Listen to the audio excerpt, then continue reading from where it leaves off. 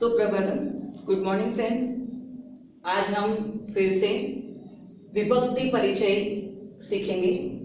Last video में हमने विभक्ति किसे कहते हैं, उसके किस प्रश्न से हम जान सकते हैं कि यह कौन सी विभक्ति है, उसी को कंटिन्यू करते हुए आज उसके शॉर्ट सेंटेंस और क्वेश्चन जो है क्वेश्चन वाला सेंटेंस वो बनाएंगे। यहाँ पे जो मैंने यह चक्र दिया हुआ है लाइक फ्लावर टाइप का है, इसमें सिंपल तरीके से आप भी खेलते खेलते ऐसे विभक्ति के सेंटेंस बना देंगे और आपको समझ में भी आ जाएगा। सबसे पहले यहाँ पे देखते हैं जो यह मिडल वाला राउंड है, फर्स्ट वह वर्ब है लिखती, जो कि क्रियापद है, सभी राउंड में यह कॉमन है। इसके बाद यह सेकंड वाला जो राउंड है वह विभक्ति है, लाइक छात्र हो, फर्स्ट विभक्ति है कर्ता, सेकंड है द्वितीय विभक्ति कर्म, थर्ड है तृतीय विभक्ति करण, फोर्थ है चतुर्थी विभक्ति संप्रदान,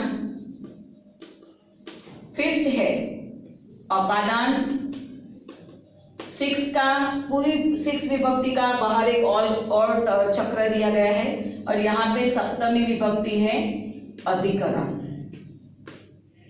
तो इस हिसाब से हम इसके छोटे सेंटेंस तैयार करेंगे। सबसे पहले जो यह राउंड है विभक्ति वाला, उसके हिसाब से हम समझेंगे, फिर बाद में लिखेंगे। फर्स्ट है ये हमारा कर्ता है छात्र हो, तो क्रियापद के साथ फर्स्ट सेंटेंस क्या आएगा उसका, छात्र हो लिखती। देखो यहाँ पे ऐसे दिया गया है, फर्स्ट विभक्ति का पूरा टेबल है, जो ये पोर्शन है उसका छात्र हो लिखती।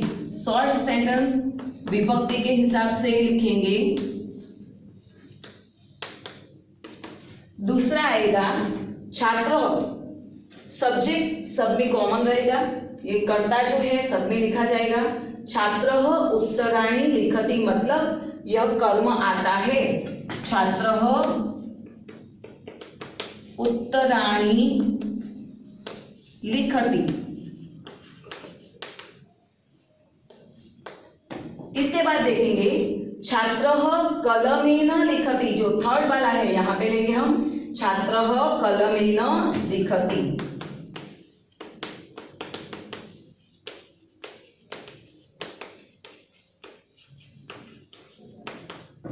उसके बाद हम लेंगे छात्र, यह आएगा, अब यहाँ पे आएगा हमारा छात्र ज्ञानाय लिखति। क्यों लिख रहा है, छात्र ज्ञानाय लिखति। उसके बाद देखेंगे छात्र पुस्तकात लिखति, छात्र पुस्तकात लिखति। फिर सप्तमी विभक्ति का देखेंगे छात्र वर्गखंडे लिखति, छात्र वर्गखंडे लिखति। ये हमारे जो सेकंड राउंड है पूरे सेंटेंस हो गए हैं। विभक्ति के हिसाब से देख लिए, यहाँ फर्स्ट विभक्ति छात्र का आया, सेकंड उत्तराणी किम लिखति, कलमेन किससे लिख रहा है, ज्ञानाय क्यों लिख रहा है, कहां से लिख रहा है और कहां पे लिख रहा है।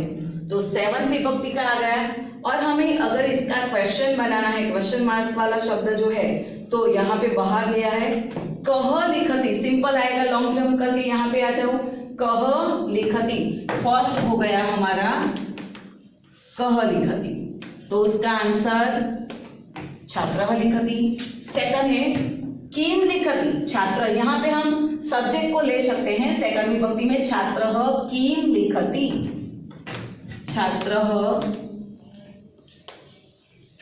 किम, यहाँ पे अनुस्वार आएगा क्योंकि व्यंजन है, छात्र किम लिखति, उसका आंसर आएगा छात्र उत्तराणी लिखति।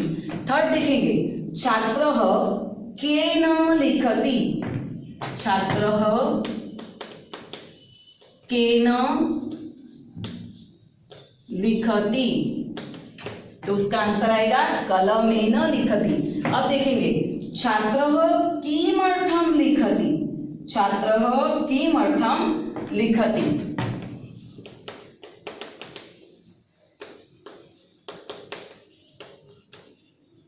तो उसका आंसर क्या आएगा, यहाँ पे लिखा है हमने छात्रः ज्ञानाय लिखति। नेक्स्ट देखेंगे छात्रः, सब्जेक्ट सब में कॉमन लेना है। छात्रः कस्मात् लिखति, कहां से लिख रहा है, छात्र कस्मात्, छात्र लेना है, कस्मात् लेना है और लिखति लेना है।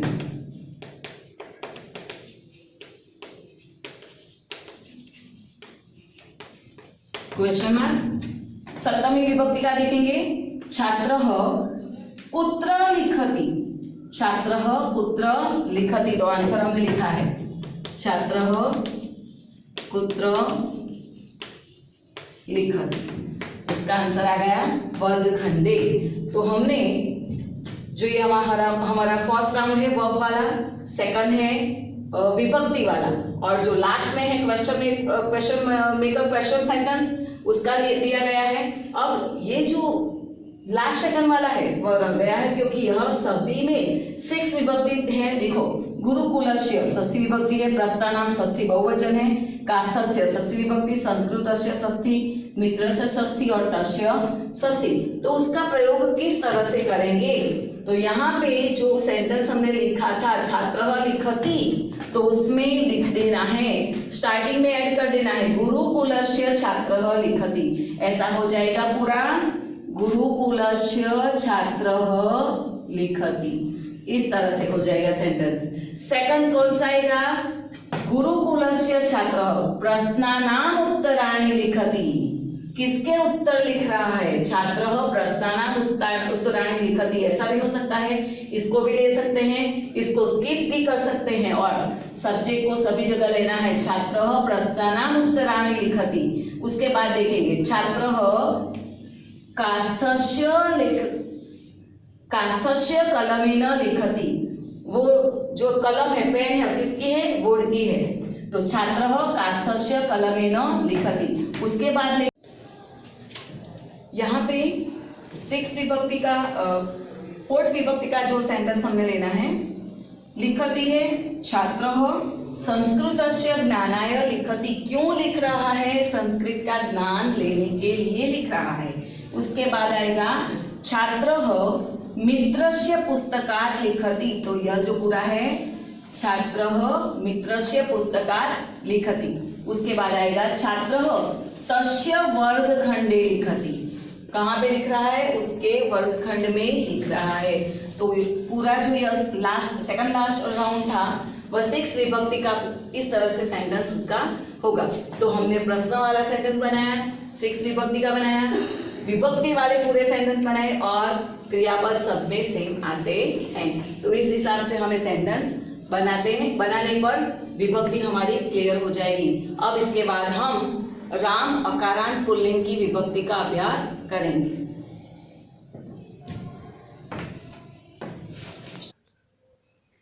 विभक्ति चक्र को समझने के बाद अब हम राम अकारांत पुल्लिंग के जो विभक्ति है उसको समझेंगे। अकारांत पुल्लिंग, कारांत किसे कहेंगे, तो कारांत जिस शब्द का हम उच्चारण करते हैं, कोई भी शब्द अगर हम बोलते हैं तो उसके पीछे जो स्वर आता है वह स्वर उस शब्द का कारांत होता है। लाइक यहाँ पे मैंने लिखा है देशः, तो देश, तो क्या उच्चारण हुआ, अ। जन, तो उसका उच्चारण क्या हुआ, अ। माला, तो उसका उच्चारण माला, तो उसके पीछे क्या, कौन सा स्वर आया, आ, तो इसको कहेंगे माला आकारांत स्त्रीलिंग। इसके बाद आया नदी, तो इसे कौन सा उच्चारण हमें सुनाई दिया, नदी इकारांत। मुनि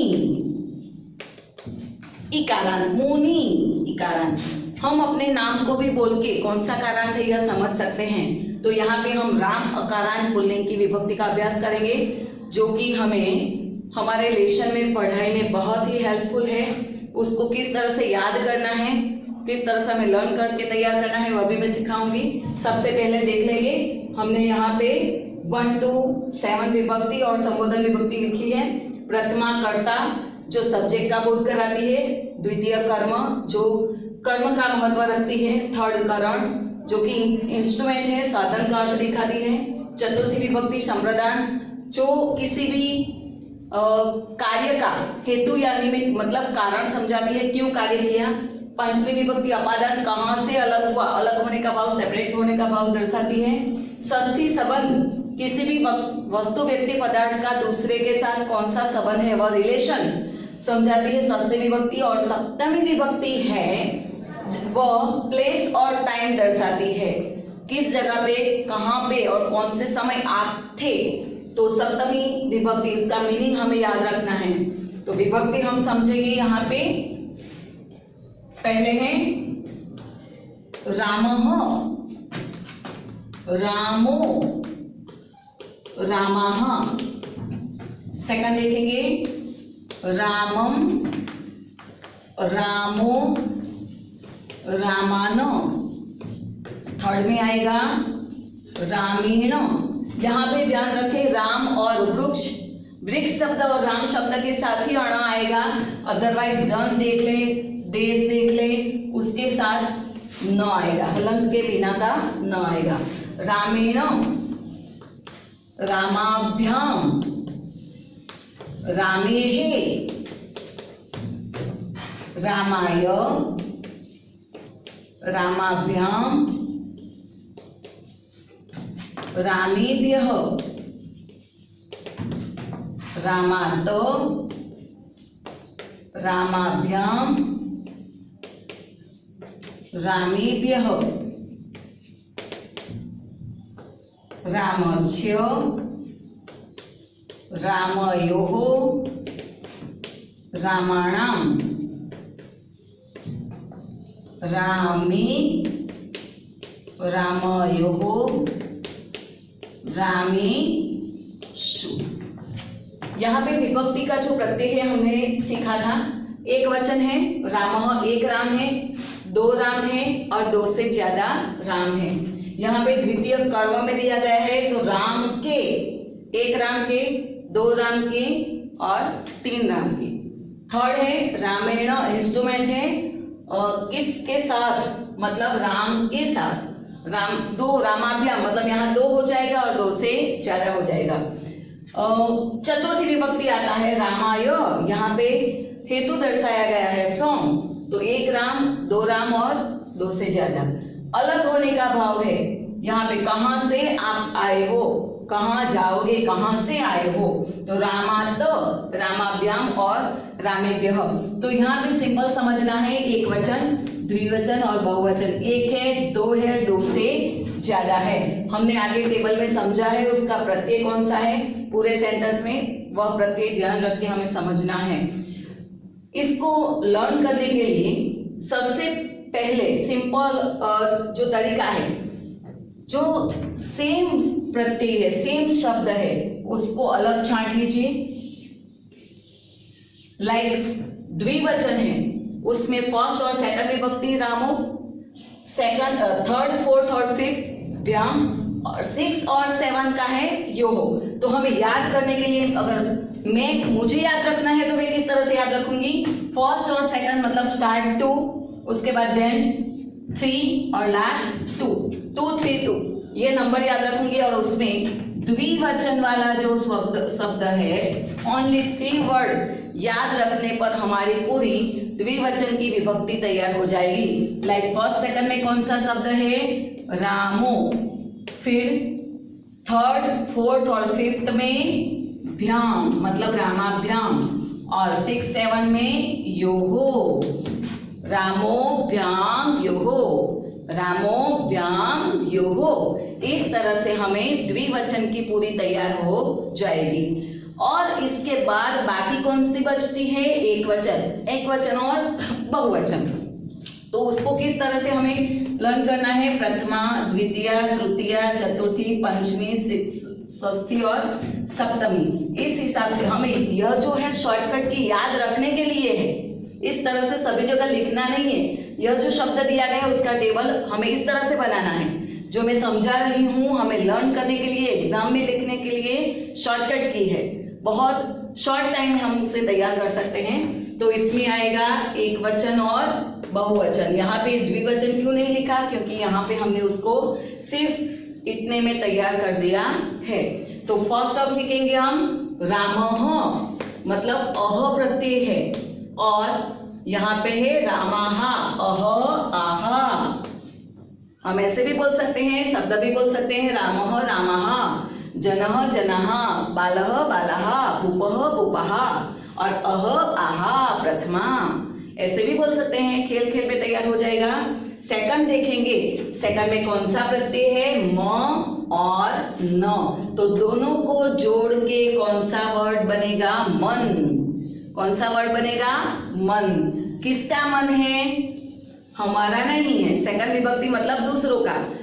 नंबर 2 को इस तरह से याद रखिए, दूसरों का मन है। और कैसा है, तो यहाँ पे दोनों वर्ड में जो वर्ण है वह हलंत है, मतलब बिगड़ा हुआ है, अच्छा नहीं है। दूसरों का मन अच्छा नहीं है, तो मन सेकंड मन, हमारा नहीं। इस तरह से बहुत सिंपल तरीके से याद रहेगा। थर्ड में देखेंगे, यहाँ पे न लिखना है और एहे, न एहे, यहाँ पे प्रोनाउंस का अ लिख सकते हैं, एहे न एहे। यहाँ पे कोई चीज पड़ी है, आपको कोई पूछे, अगर हम लुका छुपी खेल रहे हैं और आपके पीछे आपका छोटा भाई और बहन अगर छिप गई है और दूसरा कोई बच्चा है वो पूछता है यहाँ पे वह आया है क्या, आप उसको छिपाने के लिए बोलते हैं न एहे, यहाँ पे नहीं है, न एहे। तो इस तरह से थर्ड विभक्ति तैयार हो जाएगी। फोर्थ में देखते हैं कौन सा प्रत्यय है, य व्यह, तो इसका आएगा य व्यह। फिफ्थ में त व्यह, इस दोनों को साथ में हमें लर्न करना है क्योंकि व्यह प्रत्यय सेम है। य व्यह त व्यह, इस तरह से तैयार करना है, य व्यह त व्यह। फोर्थ फिफ्थ, य व्यह त व्यह, य व्यह त व्यह। तो बहुत सरलता से यह याद रह जाएगी। उसके बाद 6 देखेंगे, स्य नाम। कौन सा आएगा, स्य नाम। अण होगा तो अणा होगा, जैसे यहाँ पे जन लेंगे जने न, तो यहाँ जना नाम होगा। यहाँ पे अगर न उपयोग किया तो यहाँ पे न होगा, यहाँ अण होगा तो यहाँ पे भी अण का ही प्रयोग होगा। उसके बाद देखेंगे रामेषु, तो कौन सा प्रत्यय आएगा, ए शु। यह मात्रा है तो इसके हिसाब से यहाँ ऐसे प्रोनाउंस कर सकते हैं, ए शु। किसी चीज को हमने पहली बार नहीं देखा हुआ है तो ऐसे पूछेंगे ये शु, ये क्या है, हमें पता नहीं है। तो 7th विभक्ति ए शु, एक वचन बहुवचन, इस तरह से हम याद रख सकते हैं सरलता से।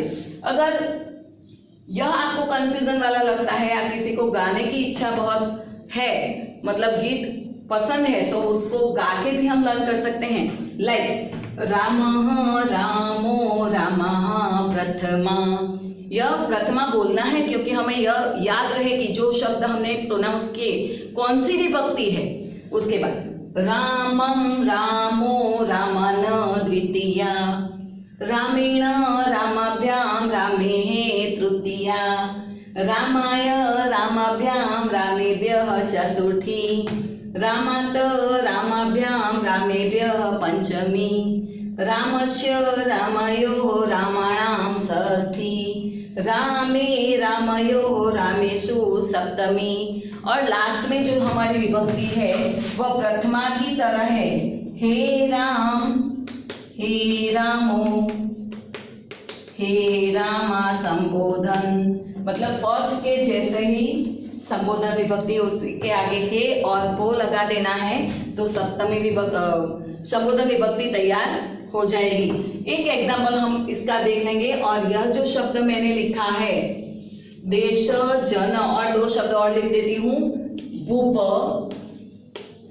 गज, इसका टेबल इस तरह से आपको बनाना है। फॉर एग्जाम्पल देश का देख लेंगे, देशः देशो देशाः, फर्स्ट विभक्ति हो गई, देशम देशो देशान, देशेन देशाभ्याम देशेः, देशाय देशाभ्याम देशेभ्यः, देशात देशाभ्याम देशेभ्यः, देशस्य देशयोः देशानां, देशे देशयोः देशेषु। सिर्फ उसके प्रत्यय को ही पीछे लगाना है, अकारांत किसी भी शब्द का प्रयोग करें कोई भी शब्द अकारांत का हो, इसके पीछे का जो प्रत्यय हमने यह शॉर्टकट की जो मैंने समझाई है, यह प्रत्यय तैयार हो गए तो आप किसी भी शब्द के विभक्ति समझ सकते हैं और तैयार कर सकते हैं। और संस्कृत का हार्ड है यह विभक्ति, ये बेस उसको समझ ले तो सरलता से हम संस्कृत इंग्लिश सेंटेंस के संस्कृत में जो ट्रांसलेशन होंगे वो भी आसानी से कर सकते हैं। अस्तु।